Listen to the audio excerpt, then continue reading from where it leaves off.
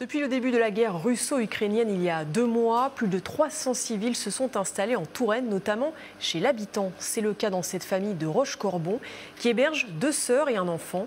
Après une période d'adaptation, chacun a trouvé ses marques en attendant un logement pérenne. Florent Clavel.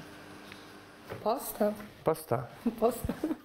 Pour communiquer, un simple traducteur ukrainien-français sur un téléphone et beaucoup de gestes et de sourires.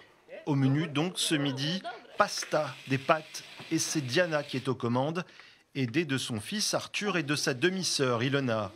Une façon de remercier leurs hôtes volontaires pour héberger des réfugiés ukrainiens.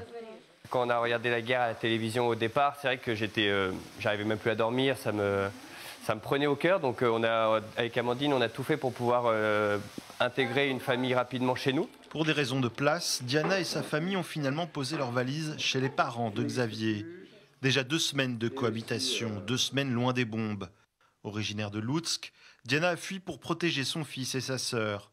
Les autres membres de la famille sont restés se battre sur place. Ici, les réfugiés tentent de retrouver un semblant de vie normale. Les journées se passent très bien, on apprend le français, on cuisine, on aide les autres. Avec Nicole, on se promène très souvent dans le village. Mon fils va à l'école, ma sœur va bientôt y aller également. On s'occupe aussi en dessinant, en peignant. Pour tout ça, on est extrêmement reconnaissants.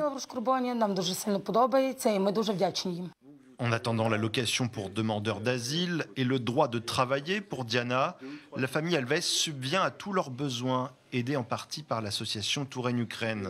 À terme, Diana et sa famille pourraient également avoir leur propre logement.